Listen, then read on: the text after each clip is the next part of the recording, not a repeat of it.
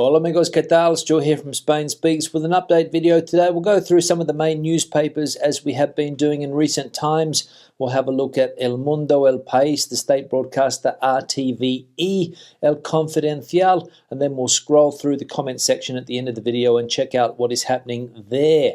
Now, there's a fair bit of news around today, especially about the Partido Popular, Spain's main opposition party at the moment, and of course the party that some of those prominent prime ministers belonged to in the past, Aznar, Rajoy, and people along those lines. They have decided that they're going to revamp the party and move their headquarters to another place because they think that the party's headquarters is synonymous with corruption. And they're probably right. So let's get into the news and check out what is happening. And as we can see here, in the middle of the paper, we have this article here. Shock en el PP acaban de aceptar que Génova es sinónimo de corrupción sin darse cuenta de que el PP siempre ha sido Génova. They have just accepted that the Génova Street headquarters is synonymous with corruption without realizing that the PP has always been Génova. So a little bit difficult to understand if you're not familiar with politics here in Spain. This street Génova, which is in the center of Madrid, and it is the home of the Partido Popular headquarters. And that's something that is quite unique to Spain, I think. You don't really hear too much about the Liberal Party's headquarters in Australia or the Labor Party's headquarters. It's not a symbol of the party, but here in Spain it is. And this street Génova, and also with the Socialist Party, you'll hear them talking quite a lot about their main headquarters, which is in a street called Ferraz, which is on the other side of the city, close to a place called Moncloa, if you are familiar with Madrid city. Now, all of this, of course, comes on the back of the very poor election results that the PP had in Catalonia at the weekend. In fact, there were two parties that did very, very badly, and the far-right party, Vox, did extremely well. And of course, this has caused the Partido Popular to take a good look at themselves, see what has gone wrong, and they're blaming all of the corruption scandals over the last 15 or 20 years that this party has had as one of the main reasons why they are losing popularity, and parties like Vox are increasing their popularity. So they think that it's a good time to change their image, move away from this main headquarters, which I think has been their home since the conception of the Partido Popular. So a bit of a shock inside the party today. Now we'll go back into the newspaper, and there's a couple more articles related to this topic. The first one here on the left saying that the statutes of the party prevent Pablo Casado from leaving that address without the endorsement of the party. So it's not going to be easy for him to move. And there's an article just below that says that the Partido Popular has a mortgage with Santander for this building until 2036, and that they paid 39.9 million euros for the building and they need income. So it looks as though it's not going to be easy for the PP to change party headquarters. But I think it's something they have to do. I think they have to change their image. They have to separate themselves from the past, from the dark times of that political party, as I said before, that were plagued by corruption scandals that are still going on, especially when it comes to the ex-treasurer, Mr. Bárcenas, and other people that are currently in prison. So they really need to change their image and give a fresh look to the party, in my opinion. Now we'll go back into the news. An article here on the right, Madrid confirma que desde el jueves habrá toque de queda y cierre de bares a las 11. So the curfew time and the opening times for bars and restaurants in Madrid being pushed back to 11 p.m. And that was something that was rumoured last week, given that the incidence rate is coming down around the country.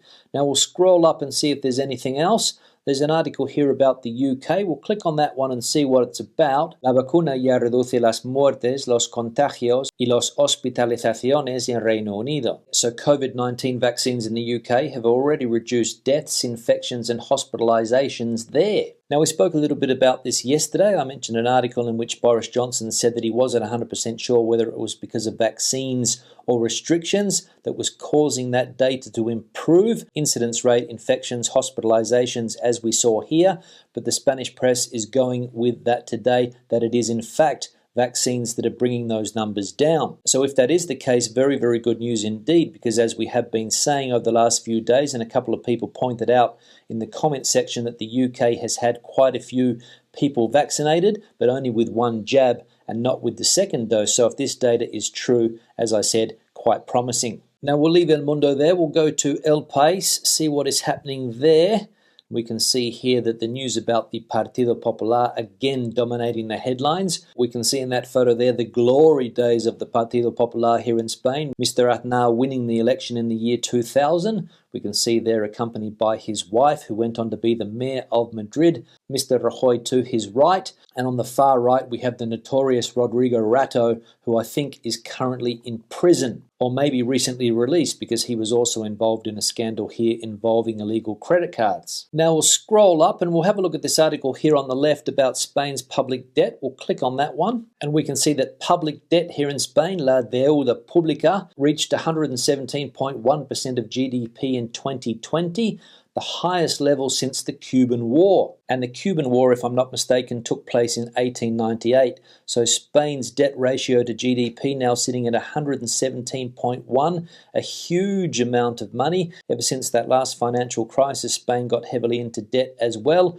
I think it topped 100, 102, 103, maybe 104, and now reaching a record level of 117%. Due to the pandemic, of course. So not looking good there for future generations. And the question is going to be, how long is it going to be before Spain can bring that debt down? That's the question. Now we'll leave El País, go to El Confidencial. We'll scroll past the advertising as we normally do. We'll have a look at the health situation. We'll click on a few autonomous communities to see what the situation is. As we can see, it is getting better. Nowhere in Spain, according to this map, has an incidence rate higher of 600.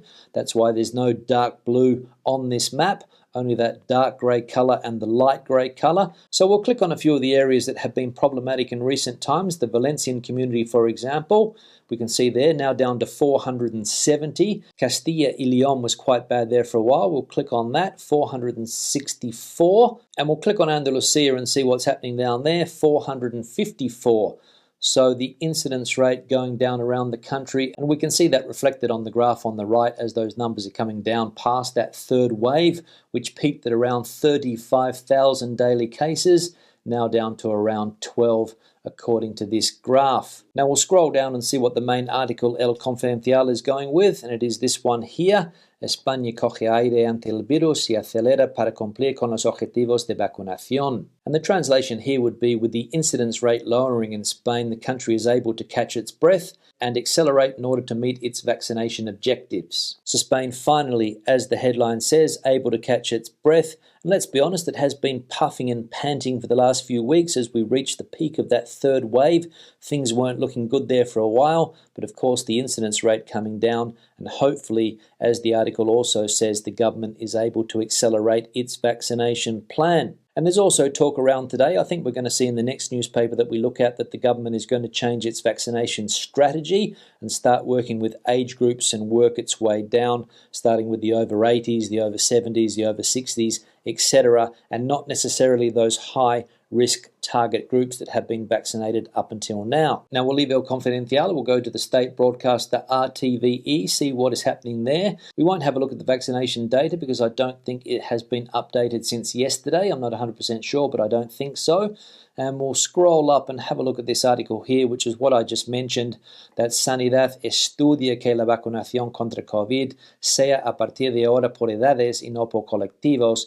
Estas son las franjas. So the health department is studying that the COVID-19 vaccines from now on are given by age and not by groups. So we'll click on the article and see what the groups are if we can. And we can see here that the proposal has highlighted 3 groups by age: those 80 years plus, those between 70 and 79, and another group from ages 56 to 69. And these groups will be vaccinated with the Pfizer vaccine or the Moderna vaccine, because as we know, the AstraZeneca vaccine is not available here in Spain for people over the age of 55 or under the age of 18. Now we'll go back to the front page because there was another article there about the United Kingdom. The United Kingdom seems to be popular today. 2 articles about that country have popped up in the Spanish press today, so let's click on that one and see what they're on about. And we can see the headline, the United Kingdom, the first country to authorize infecting healthy people to test anti-COVID vaccines and treatments. The clinical trial will be carried out on 90 volunteers between the ages of 18 and 30 who will be exposed to the SARS-CoV-2 virus. So the UK pushing the boundaries when it comes to COVID-19 treatments and vaccines,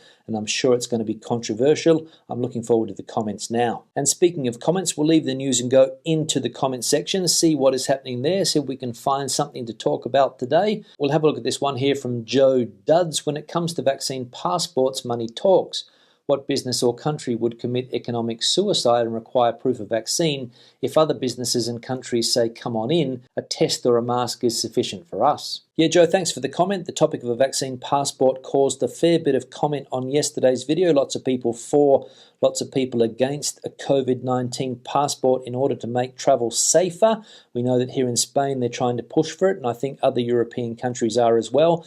But you're right, every European country is going to have to be on the same page, because if some countries allow it, some countries don't, then people could take their decision to holiday based on whether there is something like a COVID passport or not. So that is, as I said, one of the main reasons why I think the European Union countries at least need to be on the same page when it comes to something like a COVID-19 vaccination passport. But it's all about making travel safe again, and I'm sure that there are a lot of people that would come to a country like Spain if the passport could guarantee them a safe holiday, or at least that's what I think. And finally, one here from Chris: I'll feel safe holidaying in Spain knowing that the anti-vaxxers have gone elsewhere thanks to my Vax passport. And with that comment, I'll start to wrap the video up. Questions and comments, please leave them in the section below. Debate the situation out as you normally do. Give it a thumbs up if you liked it, thumbs down if you didn't. I'll see you in tomorrow's video. Hasta mañana.